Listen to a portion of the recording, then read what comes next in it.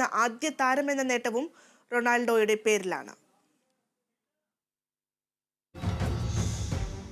CK Chandrappan പുരസ്കാരം K Jayakumar IASന് Sharjah യുവകലാസാഹിതിയാണ് പുരസ്കാരം നൽകുന്നത്. 2024 ദർഹവും ഫലകവും പ്രശസ്തി പത്രവും അടങ്ങുന്നതാണ് പുരസ്കാരം. ആലങ്കോട് ലീലാകൃഷ്ണൻ അധ്യക്ഷനായ ജൂറിയാണ് പുരസ്കാര ജേതാവിനെ തെരഞ്ഞെടുത്തത്.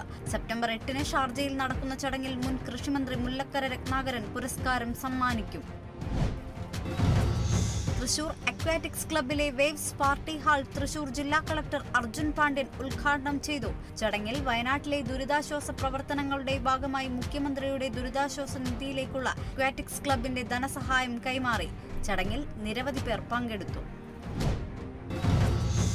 Kottayam Changanassery SB higher secondary സ്കൂളിൽ നൂതന സൗകര്യങ്ങളുള്ള ആർട്ടിഫിഷ്യൽ ഇന്റലിജൻസ് കമ്പ്യൂട്ടർ ലാബ് സജ്ജീകരിച്ചു. ഫെഡറൽ ബാങ്കിന്റെ CSR പദ്ധതിയിലൂടെയാണ് ലാബ് സജ്ജീകരിച്ചത്. കോട്ടയം അതിരൂപത വികാരി ജെയിംസ് പാലക്കൽ ലാബ് ഉദ്ഘാടനം ചെയ്തു. Federal bank Kottayam regional bank manager KT Jayachandran ലാബിന്റെ സ്വിച്ച് ഓൺ കർമ്മം നിർവഹിച്ചു.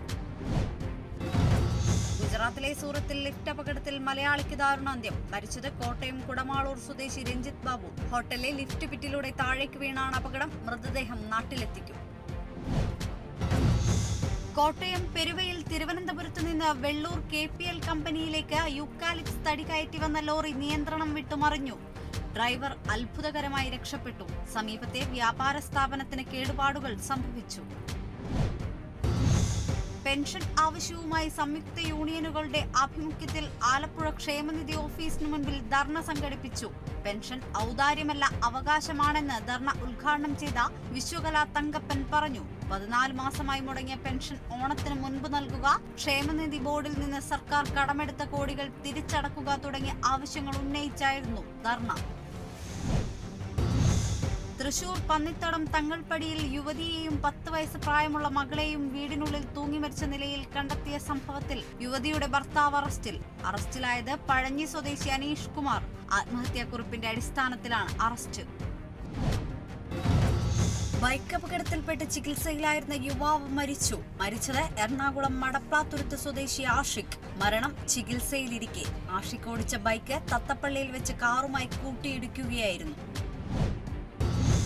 കോട്ടയം വൈക്കത്ത് വഴിയോര കച്ചവടക്കാരെ അന്യായമായി ഒഴിപ്പിക്കുന്നതിനെതിരെ തൊഴിലാളി യൂണിയൻ AITUCയുടെ നേതൃത്വത്തിൽ വൈക്കം നഗരസഭാ ഓഫീസിലേക്ക് മാർച്ചും ധർണയും നടത്തി. ധർണ AITUC ജില്ലാ secretary advocate VK Santhosh Kumar ഉദ്ഘാടനം ചെയ്തു. മാർച്ചിൽ നിരവധി പേർ പങ്കെടുത്തു.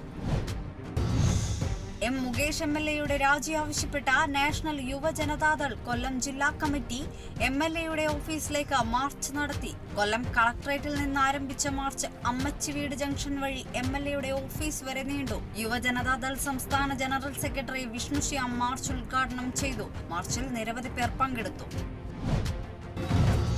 ഒഡീഷയിലെ പുരി ജില്ലയിൽ മനുഷ്യനിൽ പക്ഷിപ്പനി ബാധിച്ചതായി സംശയം. ആരോഗ്യവകുപ്പ് അതീവ ജാഗ്രതയിൽ. രോഗലക്ഷണങ്ങളോടെ ഒരാൾ ചികിത്സയിൽ. ഇയാളുടെ സ്രവം പരിശോധനയ്ക്കായി അയച്ചു.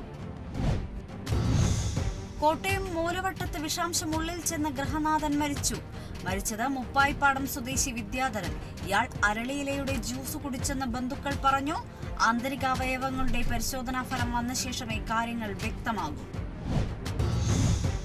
തൃശൂർ എറവ് സെന്റ് തെരേസാസ് അക്കാദമിയിൽ സംഘടിപ്പിച്ച ചിൽഡ്രൻസ് മിനിസ്ട്രി കലാമത്സരങ്ങൾ സമാപിച്ചു. 16 ഇടവകകൾ ചേർന്ന് നടത്തിയ പരിപാടിയിൽ സെന്റ് ആന്റണീസ് പള്ളി ഓവറോൾ ചാമ്പ്യന്മാരായി. പരിപാടിയുടെ സമാപനം കപ്പൽപ്പള്ളി വികാരി ഫാദർ റോയ് ജോസഫ് വടക്കൻ ഉദ്ഘാടനം ചെയ്തു. ഗുരുവായൂർ ദേവസ്വം പുന്നത്തൂർ ആനക്കോട്ടയിലെ ശിവമഹാവിഷ്ണു ക്ഷേത്രത്തിൽ ഉത്തരം വയ്പ് ചടങ്ങ് നടന്നു. Devaswom chairman doctor KV Vijayan, Devaswom ഭരണസമിതി അംഗങ്ങളായ ഗുരുവായൂർ ക്ഷേത്രം തന്ത്രി ഉൾപ്പെടെയുള്ളവർ ചേർന്നാണ് ചടങ്ങ് നിർവഹിച്ചത്. ചടങ്ങിൽ നിരവധി പേർ പങ്കെടുത്തു.